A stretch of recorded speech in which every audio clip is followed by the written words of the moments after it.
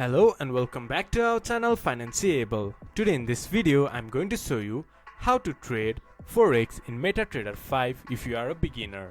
To do so, follow some simple steps with me. First of all, open your MetaTrader 5 app. Then this type of interface will appear in your screen once you have logged into your account. From the top menu bar, click to Tools. From here, click New Order, and in Symbols, choose the Forex that you want to trade on. Then fill in the rest details like the type of order that you want and your volume of your order, your stop loss limit and take profit limit, and your deviation. Once you have set all your details, click to sell or buy to trade. This is how you can trade Forex in MetaTrader 5.